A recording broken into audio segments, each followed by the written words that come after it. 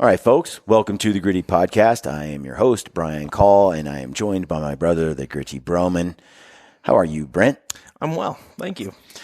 Today's podcast is going to be on this book by my friend Phil Mendoza called Targeting Buck Fever. It's a great little read. It is a tiny book that Phil wrote. It's pretty quick, little read.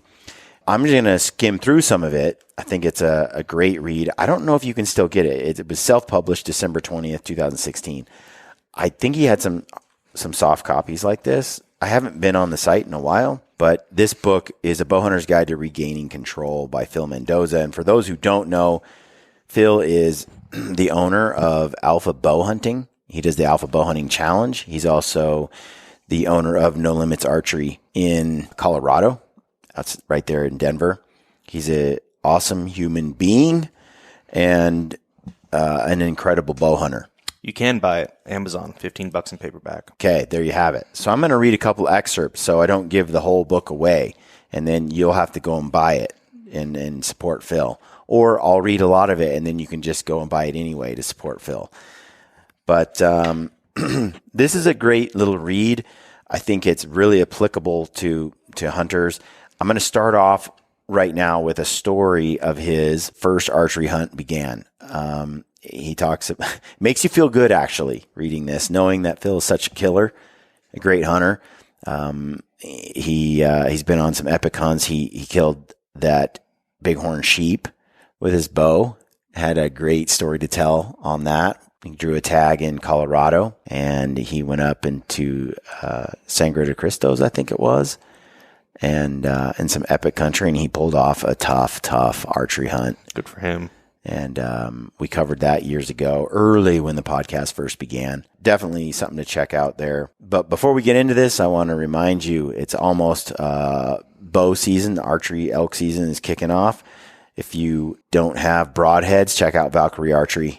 I've been using the delivery system by Valkyrie Archery. I have Black Eagle X Impact micro diameter shafts, and then I'm running those Jaeger broadheads on the front. They're 200 grains. I love that setup, but if you already have a setup, you just need some broadheads. Valkyrie also sells their Blood Eagle broadhead, which is the similar head, but it screws onto any arrow. It doesn't have the center pin that mine has, which sort of just keeps the tip of the head or the broadhead gives it a little more stability if it were to impact at an oblique angle. I think it's a killer design, though. If you've got a standard diameter shaft that's pretty tough, you don't need to worry about it as much. It's really those micro diameter shafts that can be a problem with a big, heavy broadhead on the front without a center pin. But depending on your setup, check it out, though, Valkyrie Archery. And when you use the code GRITTY, you get 5% off down there. So check that out. With that, we're going to jump into this episode, and I'm going to read this story. It's pretty funny. It's a good story.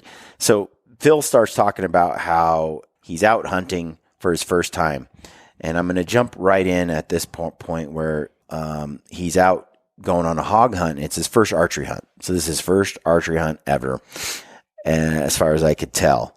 And he's just itching to do a hunt, and he had some friends had some property that had some pigs on it.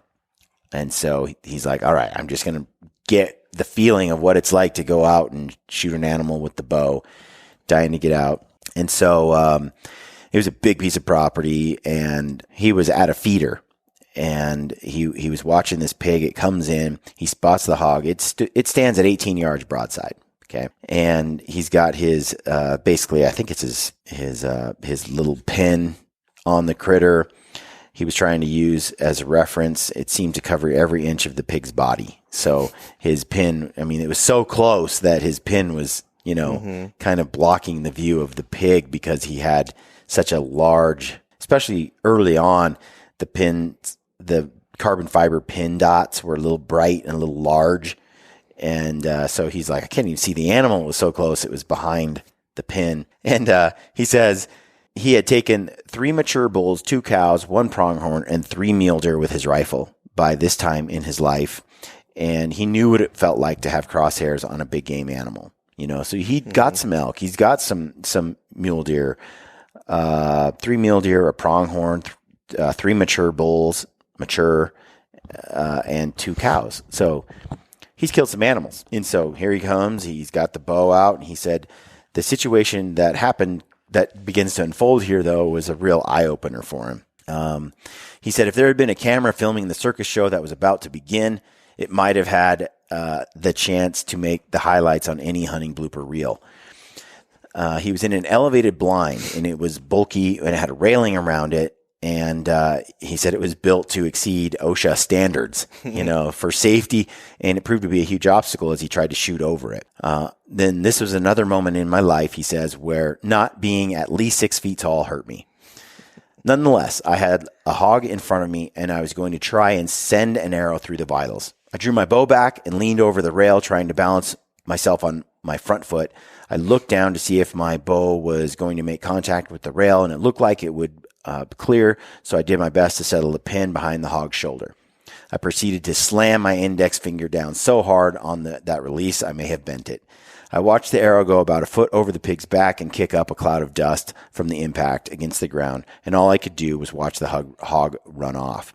Luckily, he only ran about 20 yards before he decided breakfast was more important than random sounds and flying projectiles, so he turned back and walked toward the feeder. By this time, my heart felt like it was in my throat, as it was pounding like I had never felt before. The hog stepped to almost the exact same spot he was the first shot, and he began feeding again. Even though I was shaking uncontrollably, I managed to grab another arrow from my quiver and load it into place. The second shot seemed to do the identical thing that the first one did, hitting about a foot over the hog's back, so he's missed twice. I sat there looking at my bow to see if something had come loose, and nothing looked out of place. I will fully admit this is really heartwarming because I've been in this situation before early on, and at times where I'm just like, get yourself together, man. And it's just this moment, these things can be so intense. And that's what this book covers, by the way. How do you handle this situation? So I've been here before. I know exactly what he's talking about. I think most archers have been there before, unless you're some kind of unique stone cold killer. We've all flung arrows at a 20-yard target and been like, I can make that shot with my eyes closed. It's a chip shot. In my backyard, 100 out of 100, 1,000 out of 1,000 times. But right now, I'm struggling. So he looks at his bow. He's like, okay, my results were not an equipment problem. It was probably just that my pin never resembled a thing of control and stability, but more of a bobblehead doll on the dashboard of a truck going down a dirt road. Amazingly, after the second shot, the hog flinched but didn't run this time. What's so funny about that is hogs and bears, they are so obsessed with food. They're like an elk in the rut, so obsessed with sex. Like they just lose their minds sometimes. He's like, oh, well, I heard that noise before. Nothing happened. So he said, I grabbed a third arrow and stepped up on the lower plank of the railing this time and was able to find an anchor point that at least had some familiarity. To my surprise, I noticed something different this time. I could see through my peep. No wonder I wasn't even close on my first 2 shots. So apparently it looked like he wasn't using his peep. He was just looking at the pin on the animal. Wow, he's pumped. I had a sense of calmness for a fraction of a second as my shot sequence seemed to be coming back to me. Then I looked at my pin again. That sucker was dancing around as if it were me at a college party after too many drinks. I figured I would try my trusty drive-by method and slam that trigger as soon as it looked to be close to the vitals.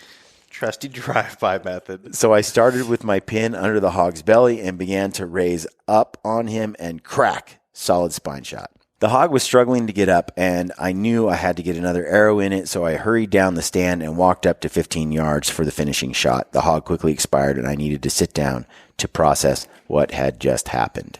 Jeez. That first bow hunt taught me many things and led to many jokes and laughs for years. I was instantly hooked and wanted to learn everything I could about how to be more successful as a bow hunter. It also reminded me that high-pressure situations still seemed to leave me with a feeling of not having control. The emotions I experienced were both crippling and addicting. I heard of buck fever in the past, but only through stories of it happening to people when they saw a giant buck or bull. My first rifle kill, as well as my first bow kill, proved that to be wrong, at least for me.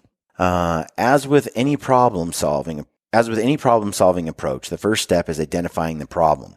In this case, actually defining the situation. Over the years, I have met people in the archery industry that have experienced just about anything imaginable. Some of them are willing to share stories and information, and others aren't. The stories I prefer to engage in are those from target archers. I believe the progression of archery for both the target and the bow hunting world are heavily influenced by target archers. These are typically the people who are taking the tools of the trade and using them in all situations and in the highest volume.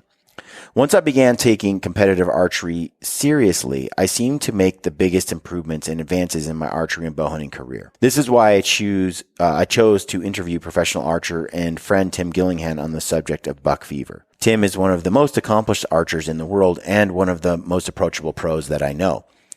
There is not a topic Tim won't discuss with eager to learn bow hunters and target shooters alike. Tim also has some answers and suggestions that at times might just leave you scratching your head. But nonetheless, I respect him as a bow hunter as much as a target archer. So I asked him to give me his opinion on how to describe buck fever. Tim relates buck fever to having tournament nerves, he says. It's really just a fear of failure. When a shooter or bow hunter allows self-doubt to enter the mind, it can become a big problem. Tim says one of the most common negative effects that can come into play can be a collapse in form. Muscle failure can cause the shooter to collapse during the shot and deliver poor results. It is critical for the shooter to pull hard into the shot and stay elongated. The best way to achieve this is to practice a lot to make every situation easy. Tim also recommends a shooter to try and slow down in high-pressure situations. Try to visualize the shot before it happens and don't get in a hurry. Excellent advice from one of the most technically sound shooters I know. Phil goes on to say, after discussing this topic with many top-level archers and very experienced bow hunters, I will do my best to give my definition and description of buck fever. Once again, I state that I don't call myself an expert in this field, nor do I feel my definition should be considered law. Instead, I offer my opinion based off my experiences with both rifle and bow in hand. In the coming chapters, I will also discuss my recommendations for your path to regaining control. Buck fever is the moment slightly before or during the act of attempting to execute a shot on a game species in which the hunter experiences an adrenaline rush that can cause both physical and mental disruptions. Some of the common reactions can be rapid increase in heart rate, clouded thinking, loss of fine motor skills, trembling, lack of focus, and anxiety. And I've spoken about this before. And for me, when an animal that I've been hunting a long time comes out and the adrenaline is at its highest and it's just an animal of a lifetime, you learn about yourself as you put yourself in these situations and you succeed or you fail. And what I have come to learn after practice, and I did the Alpha Bow Hunting Challenge a lot, and I really liked the Alpha Bow Hunting Challenge because Phil Mendoza he won Train to Hunt, early on when it first started. I think he won a couple of times. I know he won at least once, champion there. So not only is he fit and a beast, fitness and strength and muscle wise, but he's an incredible archer as well. And he then has since developed his own competitive event called the Alpha Bow Hunting Challenge. And some people who have attended the TAC event who haven't been to his actual challenge, he's had it there, and it's a head-to-head competition with another person. You sprint out, 50 yards. You go out and you grab a sandbag and you run it back, drop it, take your first shot. And then you run to the next station, grab a sandbag, haul it back, take your next shot. And there's 4 shots total each. So your heart rate's getting up just enough that it could be a little hard to that shoot. that it feels like adrenaline, right? I think I learned more from that event. Train to Hunt was cool, but you had long gaps between shots, and it was physically demanding. It was more of a marathon when you shot some kind of race, long 20, 30-minute race, but you had to shoot in the midst of it here and there when you're fatigued. But in the Alpha, the whole thing can be under 2 minutes. The whole thing, all 5 shots. I mean, you're getting your heart rate up, or it's quick, and you're racing against someone else, and it's a head-to-head competition in a bracket. And so while you're shooting, the other person's shooting too, and you've got to finish before them and hit more targets. And your score is a combination of both. Whoever wins is the person that hits the most targets with the lowest time, right? And what I learned from that was shooting with an elevated heart rate, was a totally different ball game than when you're more calm.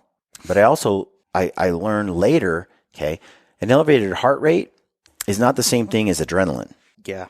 Or I should say an elevated heart rate doesn't cause, because there was some adrenaline because you're competing with someone else. But I was fairly comfortable. I'm in the spotlight a lot. People are always criticizing me, whatever. And I put myself in that on TAC events, Total Archery Challenge events with peers and people that I, don't want to look like a fool in front of, right? So by shooting in front of other people, it can add a lot of pressure where in your backyard or on a 3D course by yourself, you can feel pretty awesome. But then when you get in front of people, it's a great way to simulate the pressure of adrenaline and what that does to you. But what I realized was there was no comparison between that. There was some comparison. What I should say is the degree of adrenaline when a giant 6x6 bull came out at 30 yards in front of me, and it was a bull of a lifetime for me, like just, a monster or buck, that I lost all fine motor skills in a way that I don't lose fine motor skills when my heart's just elevated. They're different. There's a big difference. I mean, I've had big adrenaline dumps, and then I've had elevated heart rate. I've never had an elevated heart rate that needed to cause me to run to the bathroom and have explosive diarrhea the way that, that adrenaline does. Yeah. Agreed. 100% agree. Dad's the worst. Dad gets a shot of adrenaline, he's got to take a dump. I don't know what that's about. If anyone's a doctor, knows what's up. It's unreal. The same thing though for me. I get a huge shot of adrenaline, and it's like I got to sit down. Like my legs and knees want to give out. Can't catch your breath. At first during the adrenaline moment, I don't feel that way. But as soon as the adrenaline dissipates a little bit, it's like, whoa, you're just jello. When I have adrenaline pumping, I stop breathing. That's my biggest thing. And then after it's all done, I'm like trying to catch breath. Like in combat, they train combat breathing, similar, because the same thing happens. Your adrenaline goes through and people tend to stop breathing. Yeah. And Phil addresses some of that in this book later on how to regain control. But one of the things to recognize is that like he says in his definition of what buck fever is, he said, common reactions can be rapid increase in heart rate. Got that. Totally. Check. Clouded thinking. That was really bad in the beginning, but now I breathe. So I think a lot of my clouded thinking was because I didn't breathe. When the adrenaline came, I stopped breathing. Now I take deep, slow breaths, and that keeps my thinking clear. Heart rate is still going off the chart, hitting so hard. It's insane. Loss of fine motor skills, 100%. I lose motor skills badly. Trembling, yes.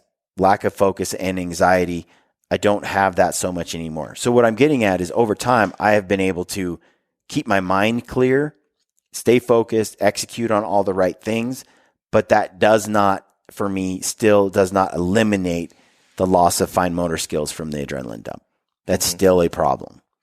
And what I found was when I found that out when I shot a hinge on hunts, that if I could stay calm and everything was fine and the animal was something I felt confident in, or the shot, or just like overwhelming comfort with the situation, maybe it was a mediocre bear I'm about to shoot, I could take it or leave it, I'm oddly calm. It's like shooting a doe that comes by. It's like you get a little adrenaline, you get a little excitement, but it's not like shooting the buck of your dreams, right? So the higher the stakes, the more that adrenaline comes, the lower the stakes. And so if you go on some hunts and you smoke some animals, you could have the false confidence that you're ice under pressure. But the pressure is in direct correlation for me to the quality or trophy of the animal, the age, the unicorn that's in front of me. Whether it is or isn't a unicorn is, a big part of that, right? Inevitably, when it is something that special, that remarkable, the adrenaline goes through the roof. But now I breathe really well in those moments. My mind stays clear, but my hands always shake. And when I used a hinge release, I used a hinge by relaxing my grip on the hinge and using back tension and pulling through. And I'd relax my pointer finger and kind of just keep pulling and pulling and pulling, and that back tension and the shot would break. I didn't rotate the hinge release like some people just manipulate their hand. Like my whole body's in the pull motion and relax motion. And I got to where it was like shooting a basketball on a basketball court, just you got this fluid motion. I was my most accurate, especially at long range with that technique. The problem is when I got in the mountains and in a hunting situation, it didn't translate well because the very act of me shooting a hinge required fine motor skills in the sense that I could relax my hand and keep pulling through. There's a little bit of fine motor skills involved in relaxing your hand. And when you've got the iron claw of adrenaline infused in my grip, I couldn't relax those fingers. My hands were like, it was like iron. So if I learned to shoot a hinge where I rotated it and I didn't shoot it through relaxation, I found that maybe I could get away with it, but I never learned that way, and I didn't really want to use a hinge that way. The whole point was not to use it as a trigger, right? I wanted to use it as sort of a pull through, like a surprise release kind of thing.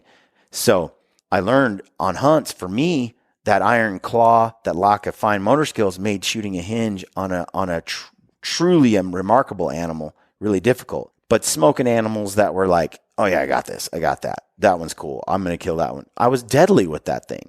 But when the stakes were the highest, I couldn't get the freaking thing to go off. And it took a few different hunts to figure that out. I killed a bunch of animals with a hinge, and I also screwed up a lot with a hinge. And so got rid of the hinge and went to the thumb button. And now when I'm at full draw and I'm in that moment, same thing. Adrenaline's so tight, I can't relax this hand. It's iron gripping this thing. I mean, the adrenaline's going hard. Not all the time. Sometimes I'm oddly calm, totally calm. I'm like, but sometimes, yeah, the adrenaline, I don't know why. I don't know what makes it that way. It just happens sometimes that the adrenaline is through the roof. If I stalk an animal, it takes me an hour, 2 hours to sneak in. The whole time I'm in this predator mode, and then I shoot, I'm oddly calm. When I'm sitting in a tree stand or I'm sitting in some bushes and I'm waiting for an animal to come to me, and you have a tiny shot window, the longer it takes for the animal to get to me, the more I have this adrenaline buildup. There's something about the movement and the stalk that keeps me calm in a different way than sitting there waiting while a buddy calls in a bull. Mm-hmm. I'm much more calm being the aggressor and moving in and feeling more control. Maybe that's what it is. I can't remember who. I think it was Levi Morgan when he was on the podcast was talking about the ability to go through a sequence, or your thought is on the next step. So when you're stalking in, you're thinking, okay, I need to get to this spot of grass. I need to get to here. I need to do this. So you don't have time. But when you're waiting in ambush, you're waiting. Mm-hmm. And all of these, the adrenaline seems to overload more. Mm-hmm. But for some guys, it's the opposite. They're freaked out the whole time they're on a stalk. That I'm not like that. The opposite. And so anyway, that's just, hopefully that adds some context here for you. Like Phil said, I'm no expert. Like Phil says, he's not claiming he is. He just knows from experience. This is what he has experienced, what has worked for him.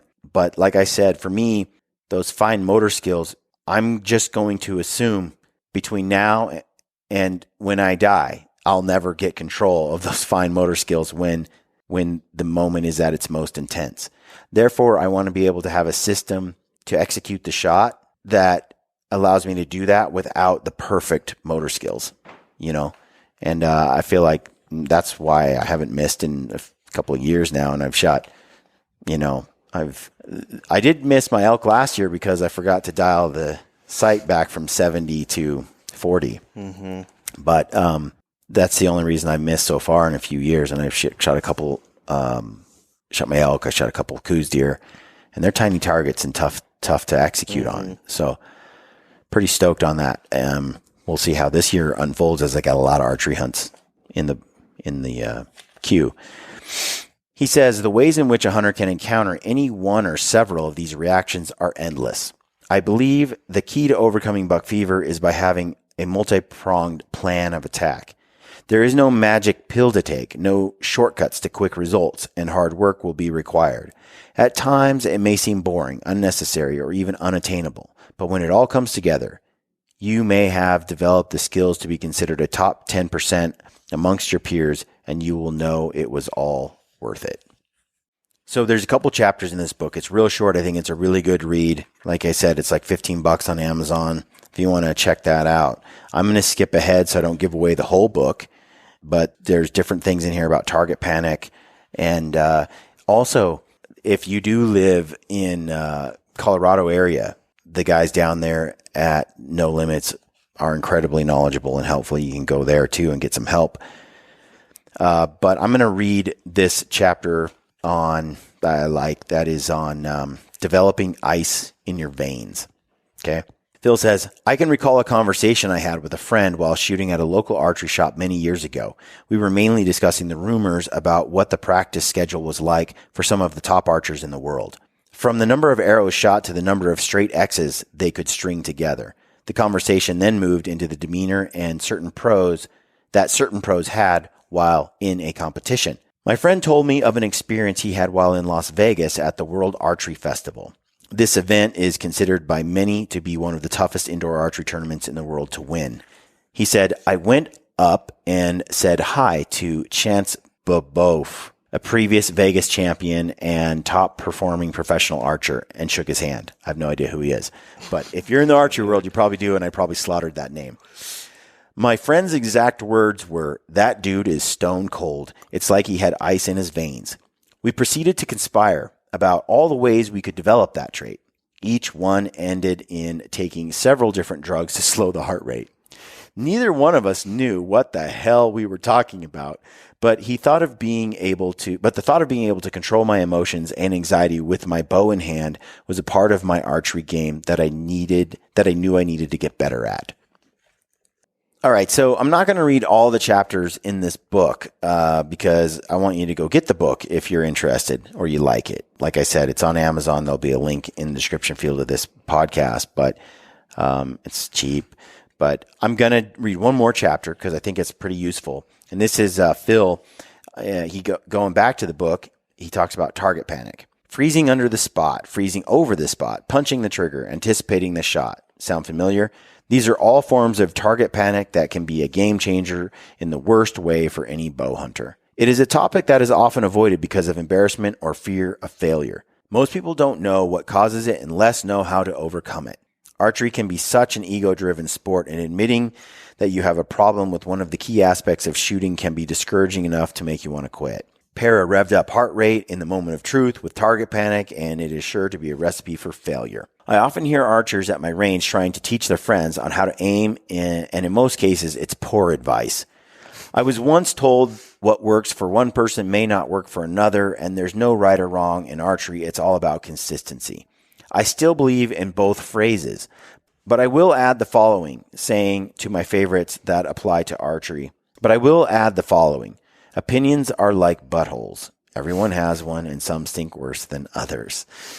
Most archers have been self-taught or have been coached by a friend or relative. The problem with this is that unless you were taught by someone who understands both the form and structure of archery along with the mental side of archery, then eventually you are going to run into problems. Most shooters will come face to face with some sort of target panic in their bow hunting journey.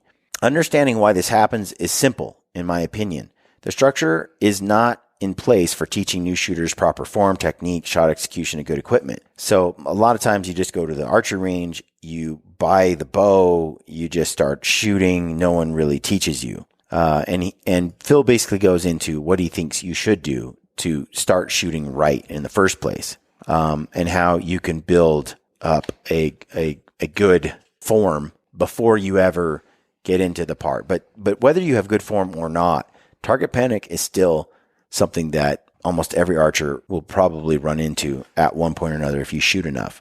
It seems to me that everyone that I know that shoots, they all shot great for years, every single one of them, and then they had like 3 or 4 bad seasons because they end up finding that they had target panic, and then they figure out how to overcome it and they start doing better.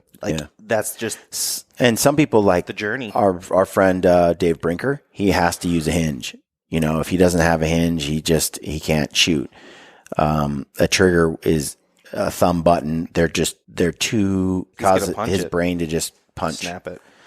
So Phil goes on in the book and he says, I will go ahead and give a few of my tips for overcoming target panic. However, there is no perfect fix for everyone. And if you are dealing with a bad form of panic, I suggest finding a good coach who is local and start working through it. And I stress working through it because there is no quick fix to an anxiety issue like target panic. First and foremost, if you are shooting an index finger release or thumb release that doesn't have a tension adjustment, get rid of it. If your release has too much travel or is set too light, then it will only cause problems. I can count the number of shooters on one hand that can shoot a command style of shot accurately, consistently and without anxiety. And I know a lot of shooters. By command style, he's talking about a trigger or something. Even if the small group I mentioned above, and Tim Gillingham is one of them. Tim Gillingham, they call him Tim the Hammer, because, the Hammer Gillingham, because he times it and punches it. It's a command shot versus a hinge release, which is often achieved by more of a surprise. You're letting the pin float and then it just kind of goes. And you're like, oh, shot just went, versus now, and you make it go, right? So having a command shot and being really good is very, like he said, that list is short, the people who can do that and do it well. Even of the small group I mentioned above, talking about the command shooters, most of them have dealt with some form of target panic in the past. They have just learned to overcome it. So back to release selection. If you decide that you are primarily a hunter, you have no plans to ever shoot in a competition, and you like a wrist strap index finger release, then I encourage you to pick one that has an adjustable trigger. I feel the single hook design is superior because the Sear style of release is known to provide a crisp release with little to no trigger travel, and if possible, finding one that allows you to adjust the tension as well is best. One of the biggest problems a bad release causes is anticipation. If the trigger has travel, then you start to anticipate when it will fire and bad things follow. If the trigger is too light, then you develop a fear of placing your finger on it during the aiming portion of the shot. Then you don't want to touch it because it might go off. And so you keep it above, and then you kind of end up having to punch it, right? This causes you to punch the trigger or try to time the shot when you think the pin will be closest to the center. I feel that a crisp trigger with no travel that is set a little stiff is best for many reasons. So let me elaborate on that. Ryan Lampers and I, actually, and Hillary, we went to Joel Turner's house, and I've been with Joel a couple of times, and he gave me some private tutoring with his Iron Mind shooting. And he's on a earlier podcast, couple actually I've done with Joel, and he's really good at teaching this controlled shooting technique. But when I was with him, we were sitting there, and Ryan Lampers and I both there, and I had a hinge. It was like a Scott, and it was set so sensitive that if I just touched it, it went off. Right? So I couldn't really, my tendency then would be to hold the pin there and then kind of punch it when the timing was right. Well, Joel gave me a Carter release that didn't have a trigger, but had a pounds per pressure like release and trigger. And so you can adjust the pressure needed to make the trigger go. But the trigger has no travel. It just sits there. And so you pull, put tension on the trigger, and then it would go and be a little bit of a surprise. But you could just float the pin, put pressure on until the shot broke. A little bit like a hinge release, right? But in the moment, if you needed to call an elk, stop it, and punch it, that's a possibility. Or if it's really windy, the wind's blowing, which makes it hard to have a surprise release, you can kind of you hold it and punch it a little bit. And that is, for real world hunting scenarios, something that you need to be able to do. And so that's what he's talking about. He's saying get rid of that. Or if you have a thumb button release, same thing. Make sure there's a certain amount of pressure needed to make that release go off so that you can rest your finger or your thumb around the barrel of the trigger or around the index trigger, and you can start applying pressure, preferably a trigger that has no travel. Some of those you start to pull and they start to slowly open. It's not a good design. You want that thing to just be pounds of pressure. And then as you apply the pressure, it goes off. And so Does that make sense? That's what he's saying. So he's saying, first and foremost, if you're shooting an index finger release or a thumb release that doesn't have a tension adjustment, get rid of it.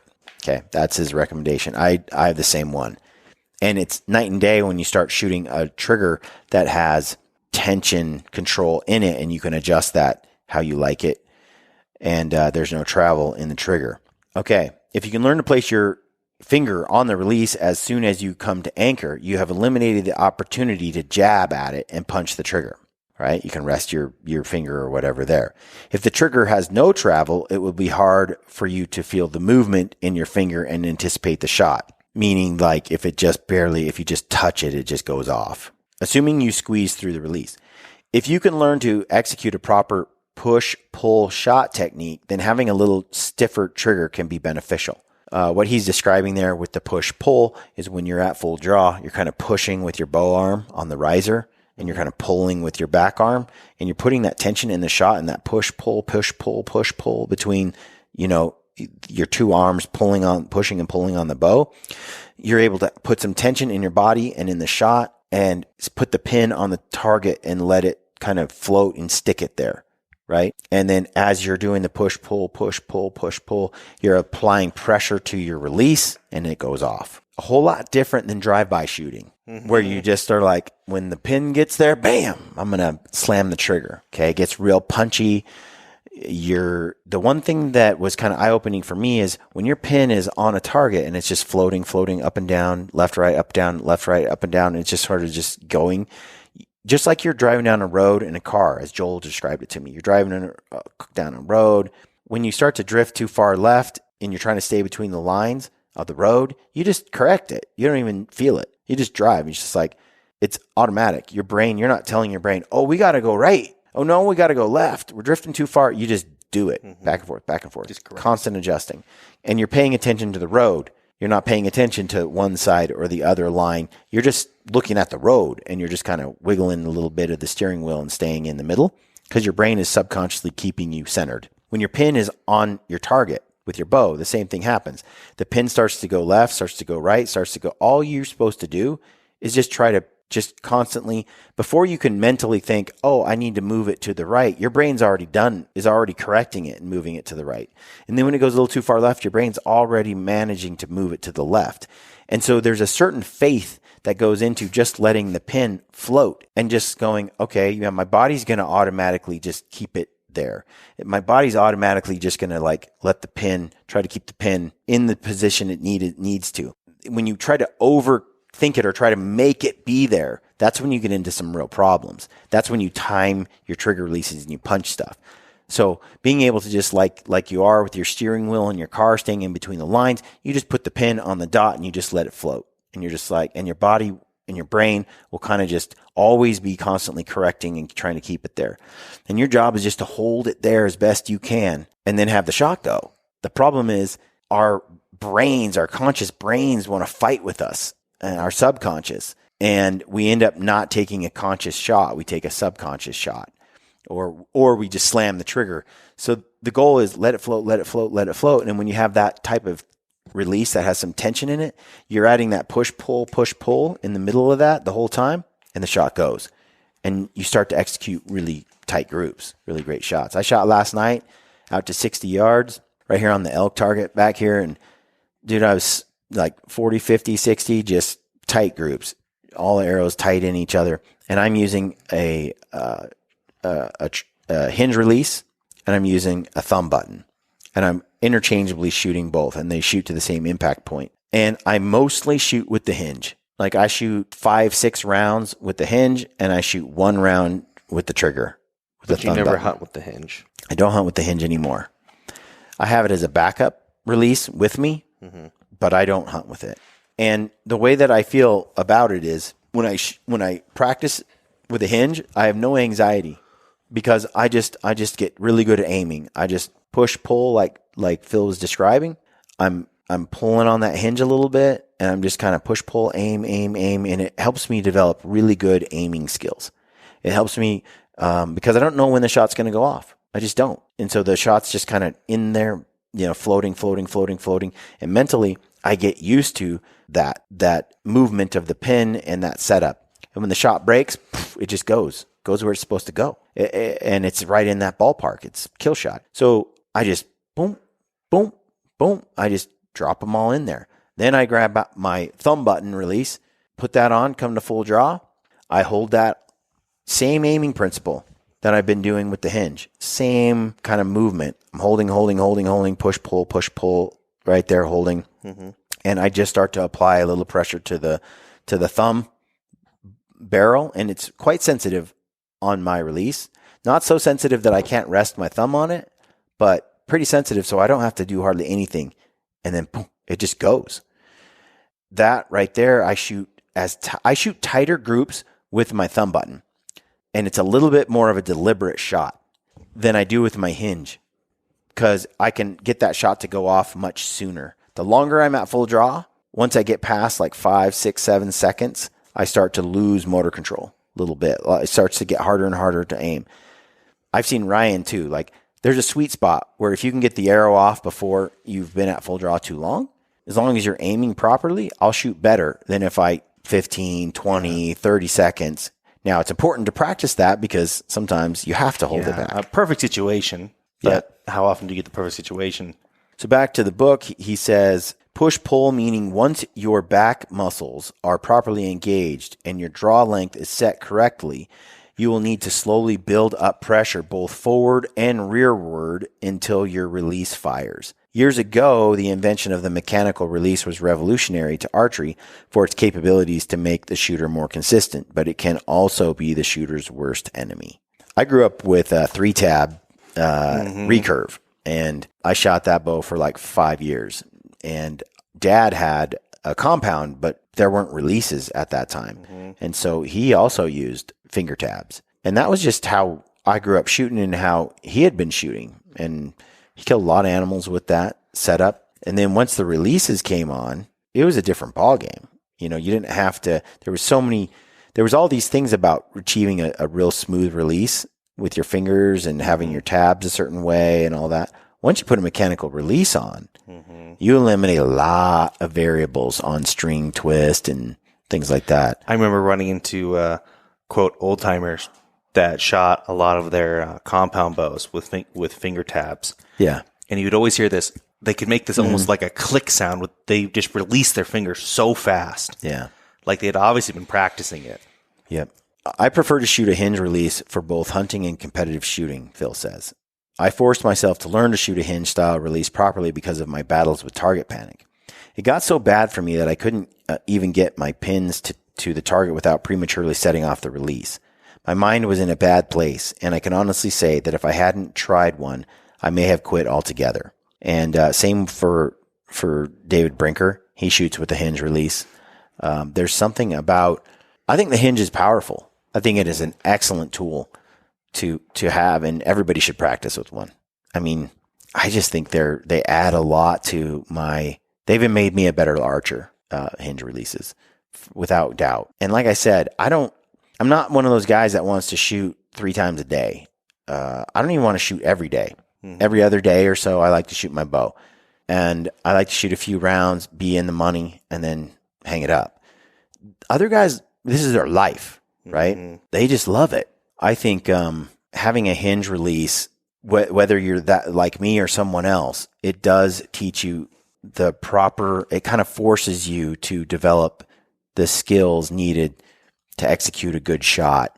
And then when you do have a trigger or something, it doesn't bother me. Like one of the things that came out of my experience with hunting with a hinge, someone said to me, a lot of people, they're like, well, did you miss a lot with the trigger? Did you have target panic? I'm like, no, I just switched because good archers said I should try it. Right. And then good archers said you should hunt with it now because you're so good with it as shooting at targets.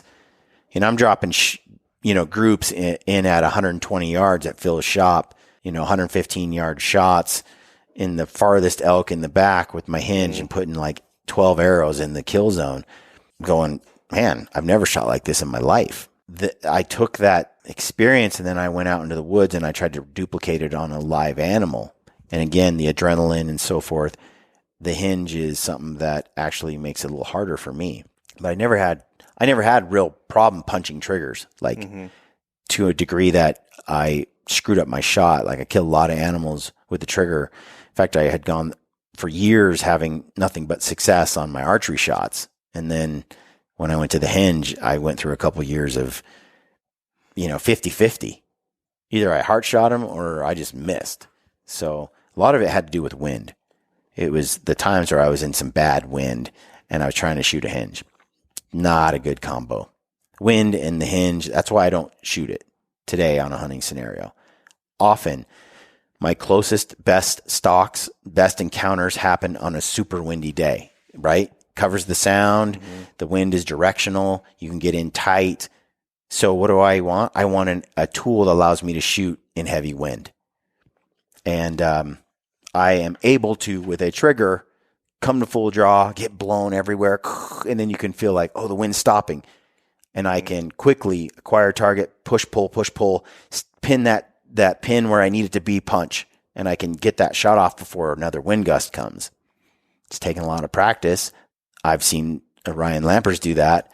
And it's a skill that I feel is so critical often for me in these moments. When I shot both my Coues deer last year and the year before, same thing. It was windy, super windy. Why did I even get within bow range of a Coues deer? Because it was windy. Mm-hmm. If I didn't have wind, if it was one of those days where there wasn't a breeze and it was dead silent and you're in the desert, crunching, making noise, I wouldn't have gotten bow range. That's the whole point. Like my best Coues deer moments where you're kind of watching these deer for 2, 3, 4 days and you're looking at the weather forecast going, I hope he's still there and I can find him on Thursday. Because on Thursday, we got clouds and it's going to be windy. That's my day. And then sure enough, that day comes on. We find the deer. We move in. We kill it. You can't waste time trying to sneak in on a deer on those other days where there's no weather. That means I need to be able to execute a shot in that kind of wind. Now, other guys like Phil, other guys I've seen that are good with the hinge, they're able to rip it like they do a trigger and shoot a hinge like a trigger if they had to. So they can do the same thing like hold, okay. And the wind gust stops, they push, pull, boom, and they rip the hinge. I've tried that. I'm not accurate. I'm generally not accurate at all that way. I found I was much better with the thumb button. But everyone's so unique. You talk to every individual and you're going to learn a little bit what works for them and what works for someone else. It's just like boots on people. It's so variable. So the best thing to do is just experiment with your own stuff. I think it's always good to listen to experts. I also think at the end of the day, you gotta know yourself and you gotta follow what works for you. And you see some of the best archers in the world with some of the most awkward looking form, and they're great. It works for them. You see guys that can shoot a basketball, especially in the olden days. You're like, how does that go in? But they've got it going in every single time. Back to the book. My mind was in a bad place, and I can honestly say that if he hadn't tried a hinge release, he was going to quit archery. That's how Brinker was too. He's like, I'm done. I can't. I'm going to rifle. I just can't hunt anymore with a bow. So it has saved, having a back tension release or a hinge release has really saved a lot of archery careers. If your form is strong and proper, you will have your back engaged and you can shoot many types of trigger or triggerless releases using back tension or what I call a push-pull shot. A hinge is also very different from a pull-through style of release. It is sometimes called a true tension release. I recommend any shooter looking to try a triggerless style release, consider the pull-through style first. That's like your silverback, I believe, that Dudley puts out. They can be expensive, $160 to $250, but for someone with target panic, they're a priceless tool that can be the key to retraining your brain. That is pricey. Back to the push-pull shot that he's talking about. The push-pull shot that Phil's talking about. Levi Morgan did a video recently, one of the best archers in the world, the best archer in the world, the Michael Jordan of archery, he's won the Tiger Woods 13 of times? archery. Levi Morgan he has a YouTube channel, and you should look that up if you're into archery. And he was describing the push-pull deal. And he was describing how years ago, a few years back, even not that long ago, he was using a lot of back tension, and the bows were squishy in the back. So the cams, it would kind of pull a little bit beyond. There wasn't a hard, stiff back wall. And so he was ripping the cams off the bow as he was pulling through, and it was creating, it was allowed the shot to break real clean. But now the back walls on a lot of today's bows are like rock hard. The bow comes to full draw, and it doesn't give at all beyond that point. Doesn't squish a little at the back. So when you pull super hard on that bow, instead of it, kind of putting the energy forward toward the target, pushing your pin into the target and pulling the cams back on the tension, instead of it kind of stabilizing the shot, it actually pulls you off the shot because the back wall doesn't give in any way, and so it naturally pulls the front too hard. So he had to master, he said in more recent times, that push-pull. So he used to pull a lot harder, basically, and now he pulls much less hard on that back wall so that he can stay on target on the front. And that's just by the nature of today's bows, how they've evolved over time. Or it depends on the bow you're shooting. Some bows still are like that. Depends on your manufacturer and what you have. When I shot the Hoyt RX-1, it was really, really an eye-opener for me because the Hoyt Defiant was the 34 was pretty squishy, and I could just pull the cams off the bow, pull real hard, and it was squishy in the back, and the shot would break, and I could stay on target. It was really good. Later, when I got the RX-1, the back wall was hard, and when I pulled on the back, it didn't give it all, and I would pull the bow off target. And the handle was below center of the riser as well, quite a bit low. So that low handle placement, I think, also had something to do with it. Regardless, I had to change my form a little bit, change my technique a little bit when I was shooting that bow versus the other one. And so, again, it's not like a one size fits all. You kind of have to figure out your equipment and your style and your body. For a new archer like my son, Phil says, they are also a great tool to teach the shooter to how to aim with the conscious part of your mind and allow the subconscious to execute the shot. Same thing. I like my daughters to be running a hinge because when they run a hinge, they're just like, they're aiming, and then the shot goes and they're like, oh, the shot went. It just helps you prevent having all that anxiety from a shot. This is where most archers struggle, as the conscious mind can only focus on one task at a time. If you train yourself to execute your shot based off following a basic shot sequence and using a proper push-pull style of shooting, then using a release that will fire once the proper pull weight is achieved is, for lack of a better term, a no-brainer. So you're basically forcing yourself with a silverback, like a true back tension release. It goes off by pounds of pressure on how much is pulled.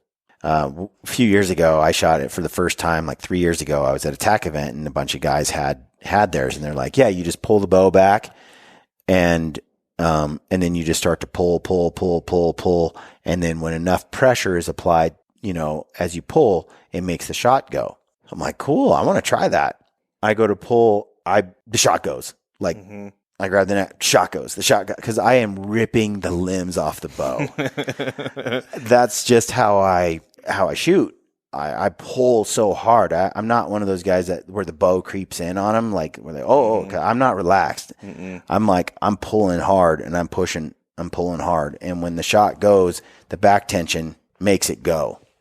And so that's a big deal, having the right amount of back tension. So Phil is just basically saying that he liked that release, and that's a good release. It teaches you. And like he said, once you've achieved that amount of push-pull, the shot goes off. It kind of is a no-brainer. It does a lot of the work for you. So you can just focus on one step at a time. He says having a coach help you create a detailed shot sequence is really good, especially if it incorporates key phrases that will keep you engaged in the shot process, which is also very important. So for me, I've had all sorts of cues that come through, and all you have guys that tell you all sorts of things. For me, what I have found is that when I'm in that moment, I just tell myself, hold. That's the only thing that I ever put in my head. And I just hold the pin there. And I don't even consciously really make the shot go off, just like he's describing.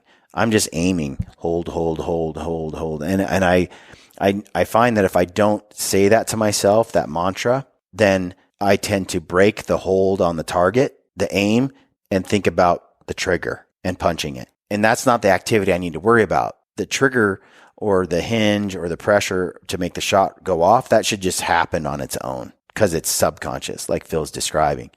So now I come to full draw and I'm like, hold, right there. That's where I want to hold it. Yep. Keep it right there. Keep it right. And then the shot just goes. And I'm not distracted by a million other things. It's just, I just need the pin to stay where I need it to stay. And everything else goes on its own accord. Now, other guys have other things. They have a stage, maybe 3 words they use, like watch it to keep it, like Joel Turner says, hold, pull. That's another one. A lot of guys are like pull, and they're just pulling. For me, the cue that works better than that, because I used to say that too, just keep pulling. Come on, keep pulling. And then you're focused on that back tension. Now, just because I don't put as much back tension into the shot, for some reason, just hold works really good. And it makes me think about, I want the arrow to hit this exact little rib, the third rib in right here at exactly that spot. Like I pick a spot and I'm like, hold. When that's the sequence in my mind. It's like, I want that spot and I want to hold it on that spot. And that's it. It's just hold. And I am tenacious about keeping that pin right on that spot. On a Coues deer is not a big target. And it's just like, I'm just holding it exactly where I want it. I don't have room for margin of error. I need that pin exactly right there. Yeah, you're basically shooting a tennis ball. I will tell you, I will be the first to admit, one of the reasons I love the Garmin Zero, and probably one of the reasons I've been real successful killing Coues deer in Arizona for the last 2 years, is because I have the exact pin and I know exactly where to put it, and I can focus on keeping it in that exact spot. If I have to gap shoot or I have to use a slider, now a slider works fine.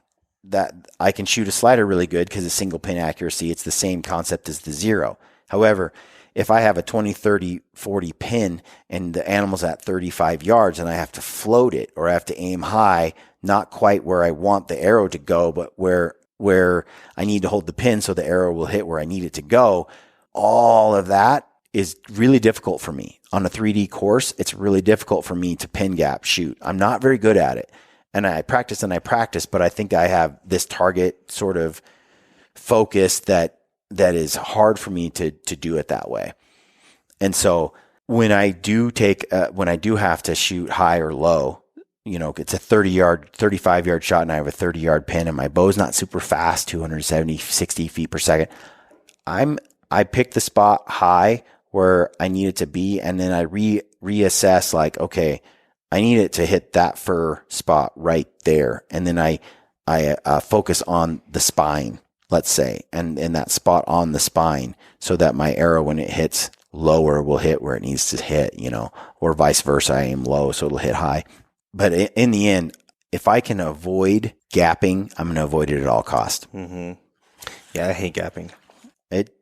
Some guys are really good at it. I'm not. Some guys are really good at it. Some guys get away with it because they have a 30-inch draw and an 80-pound bow. So let's not forget that. Levi's got a 30.5-inch draw. A ton of guys I know have 2 inches longer than me, and they're shooting 80 pounds, and they're shooting a really fast bow in addition to that. So at, 290, 300 feet per second, your impact, it's going to be a lot more forgiving on a pin gapping shot, especially 45 yards or 50 yards, 45 yards, 40 yards and in. If you have to pin gap and you're wrong by 5 or 6 yards, even 10 yards, depending on how close you are, it's a very forgiving shot still, especially on an elk-sized target. You're not lobbing the arrow per se. But if you're a girl, if you have a 28-inch draw like me, if you have low poundage, that's where you don't have the luxury of being wrong. You don't have the luxury of having the pin not be the exact elevation that you need it to be or gapping just right. So back to the book, he says, if one of your steps in your process is to pull hard into the back wall and you are telling yourself to pull hard every time you shoot, then the odds of your form collapsing is less likely to happen when the pressure is on. I've seen guys shoot even in nervous situations or at tack and they come to full draw and they're sitting there and then their bow goes in or it creeps forward on, and I'm like, I can't imagine that because I'm pulling so hard on the bow that collapsing it's not a thing. But some people get so relaxed in the shot, and Ben does this really bad. Cousin Ben, he's just like, he's so loose and limp in the shot, and his bow creeps forward all the time. He's not putting tension in it. There's not a good strong push pull. And then his whole body, his hip might be angled one way because he's so relaxed in the shot. His spine's curved, and that rigidity and that stiffness is gone. And you'll see guys shoot like that all the time. New archers will kick their hip out like this and they'll lean back as they shoot. Ben's super bad. I'm like, I'll walk over and I'll shove his hips back, and I'm like, he'll lean back. I'm like, what are you doing? Dude, I took a bunch of our sisters shooting, and I handed them the rifle, and they all did that. They all grabbed the gun, and they all leaned way back. I'm like, no, lean forward. Lean forward. You want to lean forward. Yes. Focus on the steps that keep you connected to your shot: the push, the pull, and the aim, and this will help keep you from getting distracted when it counts the most. So there's a lot more in this book. He goes on to sights, size of pins, what can be a train wreck in your shots, what can cause some major problems, gets into some physiological aspects, breathing, nervous system, things like that, and fitness, just a whole slew of things. It's a short read. I mean, I gave you 2/3 of the book already, or 1/3, I should say. Anyway, hope that was helpful, got you thinking about some stuff, and you find it useful. Like I said, the book is called Targeting Buck Fever by Phil Mendoza. And if you ever get the chance to meet Phil, do it. He's one of my favorite people I've met. He's a stud. In the course of all my, hunting industry interactions. He is one of my favorite people. And he's a really, really good dude, and also an incredible hunter. I like his humility in this. Here he is, winning championships and stuff, and archery tourneys, and that's really cool. But the humility to say, yeah, I struggle with target panic. Yeah, I had to fight through a lot of things. Yeah, I've had these problems. It's really cool that he's that approachable. I got to give a shout out to my friend Corey Miller over at Triple X Archery, because Corey was extremely influential in helping me become a much better archer than I ever was before. And Corey he helped me get my bows set up. Half the time early on, my bows weren't tuned. I mean, that was half my problem, is even if I shot perfectly, which I didn't, but if I did, my arrows were still way off. My shot was still way off. So understanding how to balance your bow, your grip, your release, like all these pieces, Corey was really good in getting me started on that journey. And of course, Aaron helped me a lot too. So I've been blessed to be able to be instructed by some great archers that have really helped me come a long way. I'm by no means an expert, but I've always been pretty good at shooting. Like, I won the Alpha Bow Hunting Challenge. I think it was the first year I competed. Not bad, but I will say that where I struggled was executing the shots on that truly animal of a lifetime. When the stakes were at the highest, I had a hard time a few times. One of my most difficult periods of archery, where I just wanted to chuck my bow and everything about it, was when I went from bear hunting and killing a nice bear with a hinge release, in British Columbia, and just, getting within 40 yards, setting the pin, executing a great shot, and smoking the bear. I went from there to New Zealand and hunted tahr, the first time I ever went to New Zealand. And I kept getting in bow range of these tahr, and every time I tried to shoot, because the wind, it was alpine, it was up high, and the wind was just buffeting me every time, and I had that stupid hinge release. And a couple times I was at full draw too long, or I couldn't get the shot off before the critter moved. I missed 3 or 4 times on tahr. And we only had 3 days to hunt, like 2.5, 3 days. It was a really short trip. Well, you guys all got fogged in, couldn't hunt for a couple days. If you had given, and we were only there 5 days in New Zealand. So you have your travel time and your hunt time and your fog time. But still, I had opportunities I would have executed on, but that freaking hinge was in the wind was a nightmare for me. And I missed and I missed and I missed. And I was like, And then I'd go shoot targets down at camp, and I'm like, I'm on. Too much adrenaline. I couldn't get the releases to go. And the more you miss, the more you struggle, the more you start to have more anxiety. Success begets success. When you start hitting a lot of animals and you start, you start killing everything that every time you take a shot, it counts, you make it. It makes all that anxiety disappear. And unfortunately, the only way to get over that hump is to do it. Is to keep coming back. That's my approach on asking out chicks. Yeah. Yeah. The more success you have asking them out, so maybe don't go for the 10, maybe shoot for a couple 6s and work your way up. Well, that's some words of wisdom there. It's the same thing is true when you're out shooting a bow.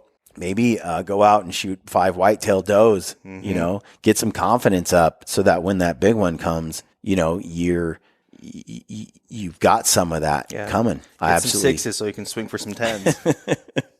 Was that your strategy? Have you seen my wife? It worked out well. Yeah, there you have it, friends. Some wise, sage advice from the Gritty Broman. Anyway, hope you like that. Thanks for tuning in. Don't forget to use the code GRITTY at Mountain Ops. For free shipping, use the code GRITTY at Seek Outside. Right now, you got a little time to get yourself a shelter, backcountry stove before your hunts start. Save 5% with the code GRITTY. We got a couple guys where you pretty much got to jump on the stick right now, otherwise you're not going to have it for hunting season. Yeah. Sissy sticks, same thing. Use the code GRITTY there. Get yourself some trekking poles. And use the code GRITTY at Goat Knives and Graxaw. I think Goat Knives is Gritty Goat. Get yourself a replaceable blade knife. Get yourself some game bags before the season begins. And if you have not checked out Mark Livesey's course on e-scouting, you got to do it. Just do it. Pick out 4 or 5 entry exit points, camping spots, backup locations. This is mostly elk focused, his course. Use the code GRITTY. You save there, and it'll change your hunting season. Without a doubt. One of Daisy's, my wife, one of her coworkers came out to her the other day. She works at Sportsman's, and he got that. He got the e-course with Mark, and he decided, I'm going to check out a hunting unit that I grew up hunting. And he's like, I found like 3 water sources that I did not know existed. Yeah. Found a bunch of camping spots, and he's like, water sources, and it's a place he's hunted 10 times. Beetle kills, burns, transition points. Yeah, it's a killer course. So check that out. And anybody else we forget? We want to Sheep Feet. That's another one. Feet. Check out Sheep Feet. We have those orthotics, custom orthotics in our shoes, and we love those. And Alpaca rafts. If you guys want a raft for the season, you got to jump on the shtick now. Yeah, it's time. Ryan and I have a couple on order. We're gonna kind of. We're going super lightweight on the alpaca rafts. People have been asking a little bit about that. We're trying to go, do you get the mule? Do you get the caribou? I think the mule is a great all around boat. That's what people generally, a lot of people would like. It's 7 pounds. We're carrying so much camera gear and other weight that we're trying to get as light as possible. We decided after using the mule and the caribou is 5 pounds instead of 7 pounds. And the caribou has been able to do everything the mule could do, but we're not elk hunting. Everything is deer or bear for some of those backcountry hunts. If we were elk hunting, the caribou wouldn't be enough raft. It couldn't carry the weight. Couldn't carry the weight of the meat coming out. So that's where we're looking at caribous that have some little custom little things we're looking to get added to the rafts. So we're doing the caribous, I think. And then I'll have the mule for game that's bigger than a bear or a deer, a mule deer, So we'll have a raft for different scenarios. It saves a whole 2 pounds by going with the caribou. So if you went to go hunt a caribou, would you not use the caribou? It's really close. Caribou aren't as big as an elk. Some aren't. I mean, generally speaking, they're not. You want to shoot a big caribou. But, and by the time you debone them, but if you're keeping the cape, which caribou have beautiful capes, that's heavy usually. And the big horns, the rack, and if it's a big bull, I mean, it's a lot of bone. And the meat, yeah, it's a tall order. The caribou's just not. You don't even have the deck space in the caribou raft. To put all that. To put the horns technically there is enough deck space because it is a mountain biking boat. Mm-hmm. So it's a cross country. It's meant for bikers to be able to, it's got a bulbous front end. It is meant to put your bike on the front of the Caribou, strap it down and float down the river with your bike and then get out and then resume your bike riding through the desert. So it is capable of putting the horns on there, but you're really pushing the limits. I think you could get away with a Caribou, especially in calm water. You know, like a lot of the stuff, like out on the Hall Road and some of those hunts with caribou in caribou country, it's real flat water. So yes, I think you could use the Caribou to pack out a caribou, but you're right on the edge. Elk, no, maybe a cow, but bull elk, no way. I don't think you can. I just don't think it's enough boat, especially if there's whitewater. You know, it's a little bumpy. Then the bigger the boat, the better. To be frank, like Ryan and I talked about a couple of places that we want to go, and we're like, you know what we really need is a giant boat. and so they make some really big boats that weigh 15 or 17 pounds. So Ryan and I have been looking at those because we wouldn't necessarily want to pack in a 17-pound boat, but we looked at the maps, and it looks like we could float 25 miles in on the big boat, so we don't even hike in. And then we hunt our areas and hike and float out. And then we float out. And the boat is so big that it's a lot safer on some of these rapids and some of this stuff. Hey. The other thing that we're going to talk about here soon are Baku e-bikes, because we're using an e-bike on a hunt. Again, this is just, not everybody can afford this stuff. Yeah. So we're not trying to pressure anybody into, if this is something that you can afford, we're just trying to show you, hey, these are options. This is this is how it could make a difference for you. But those are expensive. The rafts are expensive and the e-bikes are expensive, no doubt. But holy crap, where we're going to go, like 25 miles into a place where you're only going to, where you'd have to walk it or use an e-bike. If you have that kind of scenario, we're going to try to show you how we leverage it and what it's like, because we haven't really told anybody this. So if you're listening, here we go. But Ryan and I are going to a northwest area of the United States. Nice. You doing a fall bear? Fall bear. It is in the U.S. Go and back we're home. going to show That's that. Cool. So we're going in 2 weeks. And we're just going to, try to get to places. We have a whole bunch of different areas across the state that we're going to try to hit. And we're just going to try to show, hey, here are some killer bear hunting. So I've wondered about this. Okay, hypothetically, you go in there, you bike 25 miles in or whatever, 10 miles. You shoot a bear, your pack's loaded up. I feel like that would be really uncomfortable to bike with all that weight. The bikes have a cart in the back. And so they has a deer cart that's collapsible. And so that cart will tow behind the bike. Nifty. Yes. Okay. And we've got spare batteries for my upper back is hurting thinking about biking with that. Yeah. Look, we're going to dive into that and get into it. And I hope you guys find the video and the films from this hunt interesting. And then if you guys need some backcountry meals, get on those quick from Heather's Choice. You save 15% using the code GRITTY there. I love the packaroons. Breakfasts aren't for everybody because apparently a lot of people don't like buckwheat. It's all right. Me. I love it. And the banana nutmeg is one of the best. And I like the salmon chowder. And if you like spice, then you're going to love her meals because she has a few others that Ryan smashes. And she's coming out with some new stuff soon. But she just came out with a spaghetti and meatballs one. Yeah. Mom's Spaghetti. So check that out, folks. 15% off using the code GRITTY. And get on that now because the hunts are coming up if you got a backcountry adventure on the way. And I suggest, what we do is we pack in our own meals and then I supplement with some of Heather's. And so I get a good mix of stuff that I make at home, dehydrating it, and then a good mix of meals from Heather. And the packaroons are for weight to nutrition and tastiness up in the mountains, hard to beat. So check that out. And that's it. We're going to roll. Thanks for tuning in. Stay gritty.